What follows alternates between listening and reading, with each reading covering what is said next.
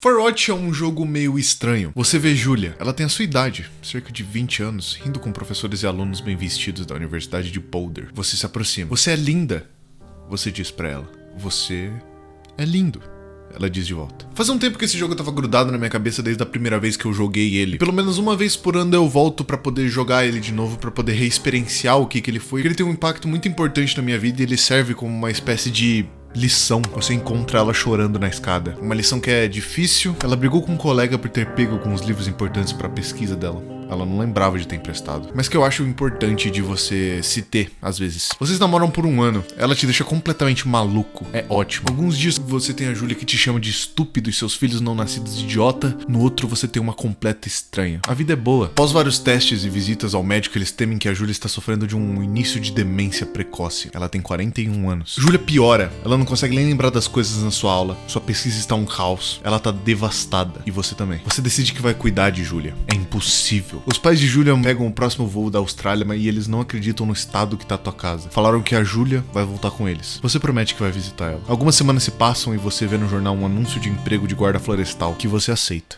E é aqui que a sua fuga começa. Esse jogo começa com um protagonista, o nome dele é Henry, ele tem uma vida normal de uma pessoa normal numa cidade normal. Mas por algum motivo, depois de tudo isso que aconteceu na vida dele, ele decide que ele quer dar uma olhadinha num emprego de guarda florestal que leva ele pro meio da floresta, no meio do nada. Por algum motivo, mas ele aceita. A história desse jogo é uma parada um tanto quanto triste, meio melancólica. Pelo que parece, a gente tinha uma namorada ou uma esposa chamada Julia e, infelizmente, eu acho que o pior aconteceu com ela. Com o tempo, ela vira o amor da nossa vida. Tudo indicava que ela era a pessoa que o Henry queria passar todo o resto da vida dele com ela. E passou, na verdade. Só que foi aí que os problemas começaram. Tudo começou como uma pequena coisa que ela infelizmente esqueceu. Essa pequena coisa escalou pra um problema que era cada vez maior e esse problema acabou destruindo a vida dos dois. A Julia tá bem, na medida do possível, na Austrália com a família dela. E o Henry, bom, ele decidiu que tava na hora de ele tomar um tempo fora da cidade, fora dos problemas, fora de tudo que tava acontecendo na vida dele. Quando você chega na torre de vigia, você é apresentado por uma menina chamada Delilah. Ela é uma pessoa que é como se fosse a gerente dessas torres de vigia. E ela é quem comanda todo mundo, quem dá ordem no lugar. Ela apresenta pra gente de uma forma bem feliz até, fazendo uma pergunta meio peculiar. So, what's wrong with you? Excuse me? Ela fala pra gente que não é normal alguém aceitar esse tipo de trabalho que leva ele pra meio da floresta por meses. É coisa de gente que tá precisando de alguma coisa. E é engraçado que, pelo menos pra gente, isso aqui encaixa muito bem, na verdade. Ela propõe pra gente um joguinho. A gente chuta o que tem de errado com ela e ela chuta o que tem de errado com a gente. Você meio que não gosta tanto dessa ideia, mas aceita. Você fala que ela provavelmente tá revoltada com a mãe dela e por isso ela talvez esteja ali. E ela fala que você provavelmente foi demitido do seu emprego e você tá ali pra tentar escrever o seu próximo romance. Vocês dois meio que dão risadas e entram na brincadeira e é com essa despedida que o seu primeiro dia começa. Então vamos lá, guarda florestal, né? O que exatamente a gente faz nesse emprego? E aí que tá o negócio, não muita coisa. O teu trabalho máximo como um guarda florestal nessa área é simplesmente você ficar no máximo observando a paisagem de longe em cima da sua torre, sentado por um verão inteiro, pra ver se você consegue captar algum raio ou algum meteoro ou qualquer coisa que possa tacar um fogo na floresta que você tem que alertar assim que acontecer. Às vezes você tem que entrar na floresta pra marcar uma trilha no mapa, às vezes você tem que investigar uma fumaça estranha que tá acontecendo, e às vezes você tem que lidar com campistas meio estranhos. Mas na maior parte das vezes é tudo uma paz, tudo uma tranquilidade. Agora faz um pouco de sentido o porquê que a gente decidiu tomar esse emprego aqui. É tudo muito tranquilo. Não tem nada que você consiga ver de uma vida cotidiana vivendo numa cidade. Você não tem correria, você não tem nada. É simplesmente você, a floresta e seus pensamentos. Por mais que a ideia de fugir de algo seja meio que irresponsável, se você parar pra ver, é meio libertador. Não tem como mentir. E esse jogo ilustra isso muito bem. Muito tempo que você passa nesse jogo é simplesmente você explorando a florestinha e vendo como que é bonito aquele lugar e como que esse jogo inteiro parece que tem esse deslumbre de bonito. O que me levou na hora que eu joguei a perguntar sobre o que é esse jogo exatamente. E aí que tá a parte interessante. O Henry e a Delilah, conforme os dias vão passando, mantêm um contato muito direto e muito frequente. Por mais que eles sejam pessoas muito diferentes uma das outras, eles têm muita coisa em comum. O Henry, a primeira vez que ele vira um guarda florestal explorando as florestas, já a Delilah tá ali há praticamente talvez uns mais de 10 anos fazendo isso todo santo verão. Ela é uma pessoa muito carismática, é muito fácil de você se apaixonar pela voz da Delilah e você nem sequer viu o rosto dela ainda, você não sabe como que ela é. Ela é só uma voz que é muito boa de se ouvir. What was it like when you guys found out? Devastating. Especially for her. You can understand. And for you? Anyway, everything she worked for was taken away, and that was it. Yeah. I'm sorry to be such a downer. Don't even.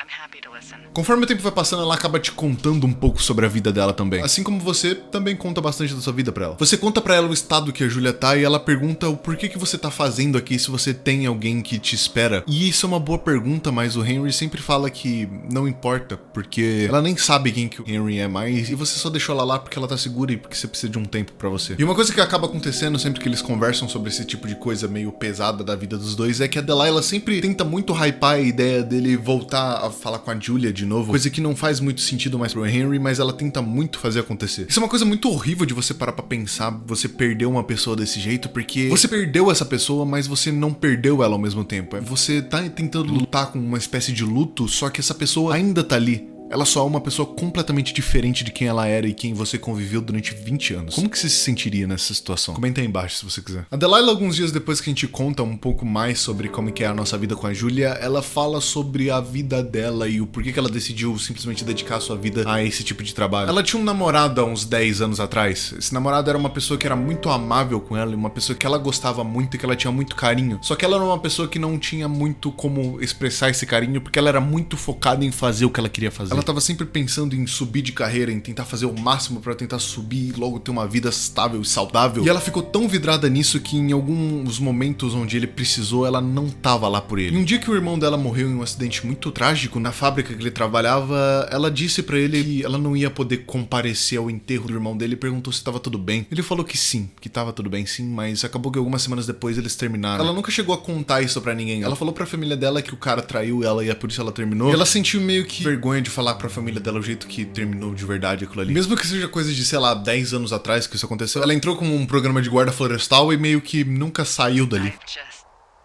lied about it for over 10 years.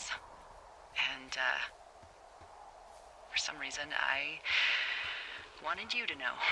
É engraçado esses momentos onde eles simplesmente confessam algo que eles fizeram na vida deles, ou que eles simplesmente reclamam quanto que a vida deles é uma merda e quanto que a vida deles é injusta. Isso é uma coisa muito legal até de se você se ver, você dá a essas pessoas que só têm uma voz, uma coisa muito mais humana nelas. A Delilah muitas vezes conta histórias sobre campistas e pessoas que já passaram por guardas florestais que trabalharam nessa mesma torre que a gente trabalhou. E até de um cara chamado Ned que trouxe um filho dele chamado Brian pra trabalhar como vigia local e de uma forma até que meio ilegal, porque o Brian era uma criança ainda e o Ned trouxe ele junto com uma espécie de férias em família. E ela acabou aceitando isso porque ela gostou muito do garoto. É estranho de você parar pra ver o quanto que eles têm um certo apego a essa floresta que o jogo inteiro se passa, e é legal até de você ver isso, porque faz essa floresta ser uma parada meio mística, até como uma espécie de refúgio deles. Até um certo ponto. Tudo começa com uma chamada da Delilah falando que alguns campistas que apareceram no nosso setor aparentemente sumiram. Campistas essas que eram justamente as campistas que a gente assustou bem no começo do jogo, bem quando tava tudo muito bem. A gente fala que a gente nem mexeu com elas, que a gente não fez nada, a gente só expulsou elas mesmos, mas a gente fala pra nem falar que a gente sequer viu elas, porque isso pode acabar dando problema pra gente, a gente não quer nada disso. Irresponsável? Sim, mas vai manter a gente fora do trabalho. E algum dia que o Henry não tinha nada pra fazer, ele disse que seria uma boa ideia ele simplesmente sair pescando por aí, pra ver se ele conseguia comer um peixe ou comer alguma coisa nova de diferente. Enquanto ele tá lá se preparando pra pescar, ele encontra meio que uma prancheta largada no meio do nada e ele decide olhar pra ver porque essa prancheta não tava ali. Até aí um pouquinho estranho, mas tudo bem se ele não tivesse parado pra ler essa prancheta e percebido que nos últimos 80 dias tinha uma pessoa transcrevendo e stalkeando absolutamente tudo que eles falaram entre eles. Todas as conversas, os momentos, tem alguém observando a gente. Depois de relatar isso pra Delilah, um barulho muito estranho começa a ser feito bem atrás da gente, e quando a gente vai olhar pra ver o que tava acontecendo ali, a gente encontra um rádio, mas isso acontece. Okay, Buckaroo? Oh, God. I don't know why I just called you that. Aparentemente tem alguém que grampeou toda a nossa comunicação durante semanas, e na parte de trás do rádio tinha um lugar onde mostrava de onde que aquele rádio vinha. Estação Wapiri. Esse lugar é um sítio que foi colocado com uma cerca no meio do mapa e que a Delilah não sabe muito bem pra que serve, mas deve ser algum tipo de estação geológica de pesquisa. Ela disse que ela nunca teve realmente informações sobre o que era isso daí, mas que nunca nada saiu daí, então tava tudo bem. Até agora tava tudo bem, porque daqui pra frente as coisas começam a ficar um pouquinho mais sombrias. Chegando lá na frente a gente encontra um portão que precisa de alguma espécie de chave, alguma coisa para pra abrir. E do outro lado do mapa, perto de onde teve um dos incêndios, tem uma coisa que a gente pode usar pra abrir. Um machado que foi deixado lá pelos bombeiros da queimada que teve algum tempo atrás. No caminho até lá você consegue ver o quanto que esse jogo mudou de clima de uma forma tão rápida. Antes era uma coisa muito mais calma, é questão de minutos até a gente ver esse jogo que era uma coisa muito mais sobre um cara e uma mulher que estavam cansados da vida, virar pra um jogo quase de terror. É estranho você comparar a floresta assim que você entrou no jogo com agora, onde primeiramente você olhava com muita beleza e muito pouco medo do que poderia aparecer na floresta, e agora você tá completamente aterrorizado que tem alguém te observando, fazendo esse lugar que eles usaram pra fugir virar o lugar que eles têm que fugir. Chegando no acampamento do bombeiros, a gente encontra o machado e a gente decide voltar pra tentar abrir aquele portão. Até que isso aqui acontece. Are you there? I had a thought. Do you see anybody? No, definitely not. All right. So, tell me what you think of this.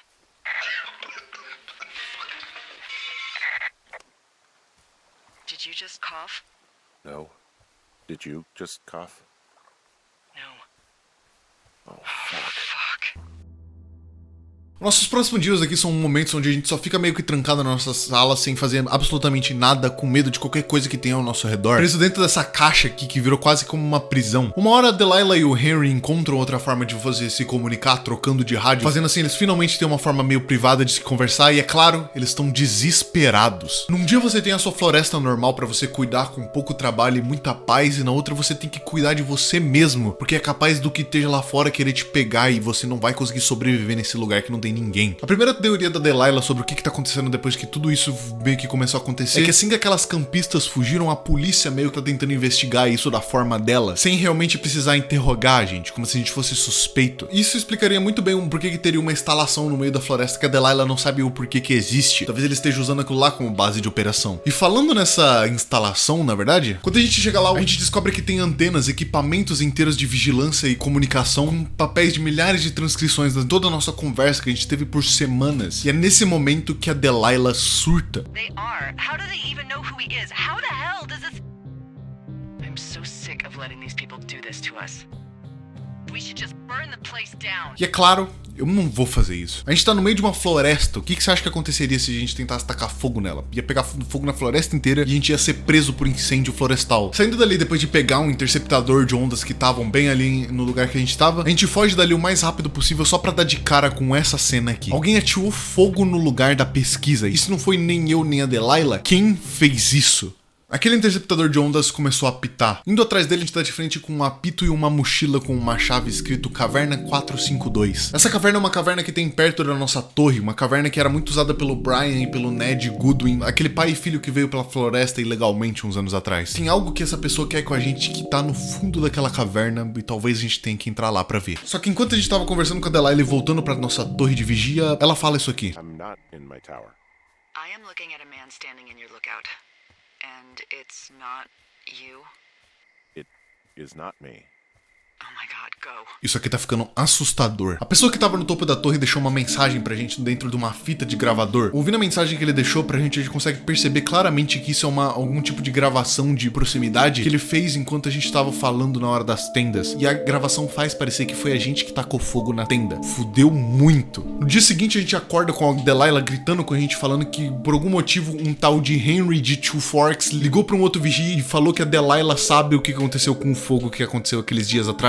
Coisa que, bom, a gente não fez. Em questão de alguns dias, esse lugar que a gente andou por tanto tempo começou a virar um poço de paranoia, onde a gente tá sendo incriminado por diversos lados diferentes, como se tivesse alguém planejando isso o tempo inteiro. E a gente não fez nada, a gente só somos dois vigias normais. E eu adoro essa transição porque ela é muito bem feitinha, só com o jeito com que o Henry e a Delilah se interagem. Enquanto nada disso tinha acontecido, eles eram muito doces um com o outro, eles meio que tinham uma relação muito bem feitinha. E era muito legal de você se ouvir eles conversando sobre qualquer coisa que seja. Até que isso começou a acontecer e eles simplesmente entraram em um modo de sobrevivência, onde nenhum deles mal se fala mais. O Henry decide que assim que o dia amanhecer, ele vai dar um pulo dentro daquela caverna, porque ele vai descobrir o que tá acontecendo e o que essa pessoa maluca quer com eles. Chegando lá, a primeira coisa que a gente vê é que alguém que tava nessa caverna tentou sabotar a gente. Ela fecha a porta nas nossas costas e a gente fica preso dentro daquela caverna, mas por sorte, por causa de um caminho extra que tinha, a gente conseguiu sair da caverna e ir pra uma parte superior. Esse caminho que a gente percorre leva a gente até uma espécie de forte que parece ter sido construído por uma criança. Perguntando pra Delilah o que era, ela fala que muito provavelmente aquilo lá era do Brian Goodwin, a criança que ela cuidou por tanto tempo. Ele era um garoto muito feliz, que adorava brincar e falar desse tipo de coisa como D&D e jogo de RPG de mesa. Tanto que em volta do lugar inteiro você consegue ver que é totalmente tematizado com isso e tem muita coisa muito bem feitinha e dedicada, como se uma criança mesmo estivesse brincando por ali por muito tempo. A Delilah fala desse garoto como se ela tivesse muita saudade dele, porque talvez ele tenha sido uma criança muito importante pra ela, mas infelizmente eles foram embora de um dia pro outro, eles nem sequer deram tchau pra Delilah e ela só perdeu esse garoto de vista. Mas bom, junto com as coisas desse menino a gente encontra alguns ganchos de escalada e eles vão ajudar a gente a descer até o fundo da caverna, pra ver o que de fato tem lá embaixo. E o que tem lá de verdade é o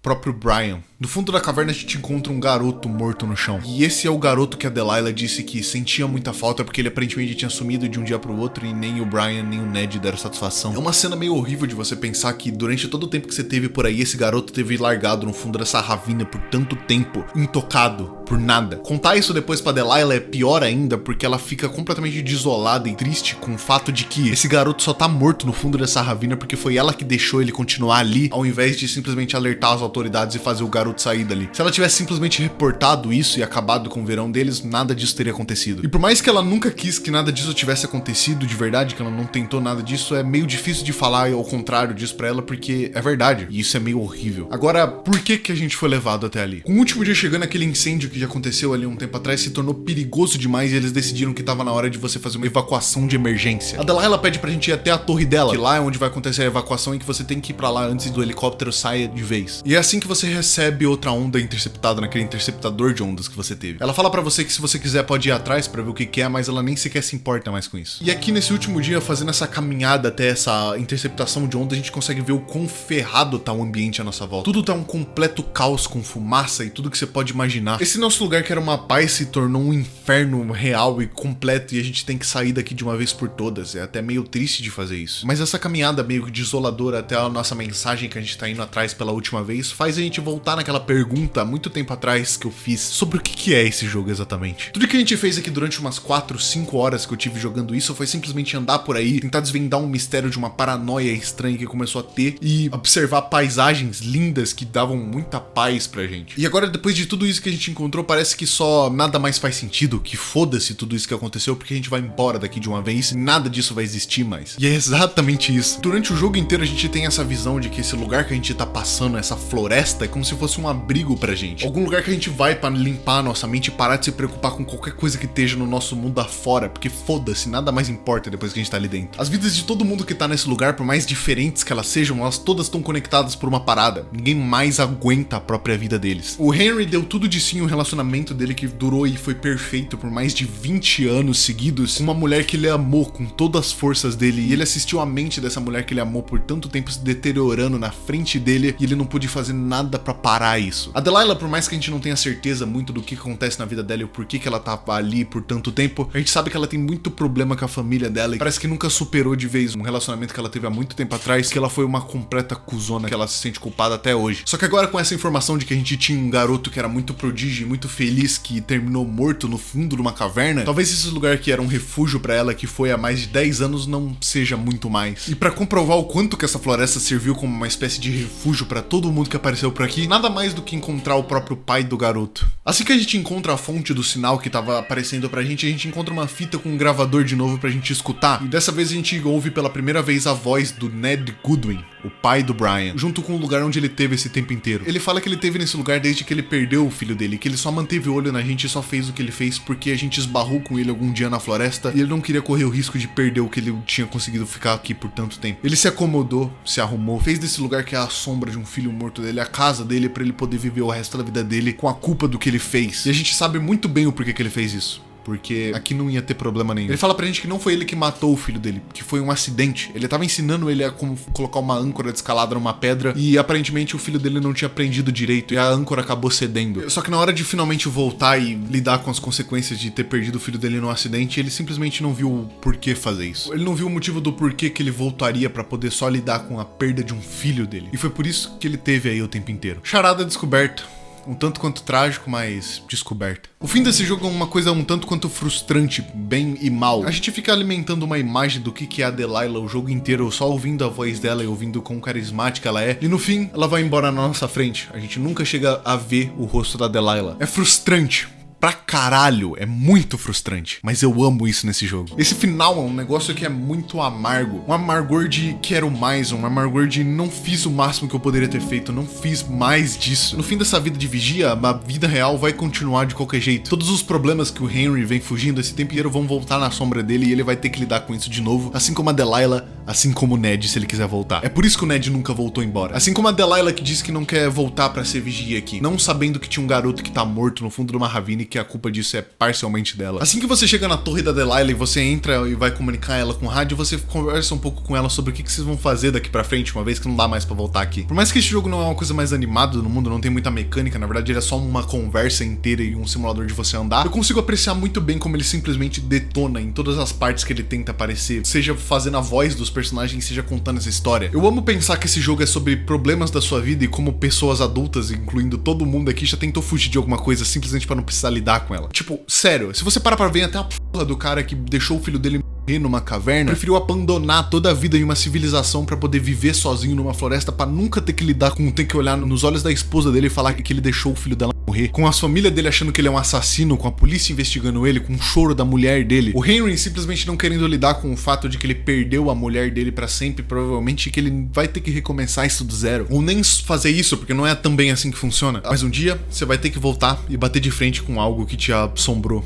a vida inteira e ainda tá te assombrando. A Delilah e o Henry formam quase que um casal muito bonito, a química deles é uma parada muito da hora de você ver acontecendo no jogo, e eles teriam provavelmente desenvolvido pra algo desse jeito se nada disso aqui tivesse acontecido, mas fazer o quê? É a vida, né? Um soco no estômago de algo que você queria muito que acontecesse, mas que não vai acontecer provavelmente. Como, sei lá, ver o rosto dela. Como uma última conversa na cabine da Delilah, eles decidem um pro outro o que eles vão querer fazer da vida deles daqui pra frente. A Delilah diz que seria legal a gente visitar a Julia de novo, pra ver como é que ela tá, pra ver se tá tudo bem com ela. E o Henry fala que seria legal se ela voltasse de volta com a família dela. E como uma última frase, ela deseja boa sorte pra mim, e eu digo que um dia eu vou rever ela. Palavras essas que seriam muito fáceis de acontecer se o jogo tivesse se passando em 2020, 2022, onde você tem celulares e internet, mas não em 1987. No caminho de lá, a gente vai andando e esperando o helicóptero numa caminhada que é muito barulhenta, mas muito silenciosa ao mesmo tempo. Uma coisa que é uma verdade que você provavelmente já deve ter notado aí é que a gente nunca mais vai ver a Delilah na nossa vida. A gente nunca mais vai ver ela. Mas fazer o quê? Às vezes pessoas muito boas aparecem na nossa vida pra fazerem parte de um momento importante e depois elas vão embora. Eu fico feliz que pelo menos aconteceu. Até outra vida, Delilah. Porque agora eu tenho que seguir em frente. E esse é Firewatch.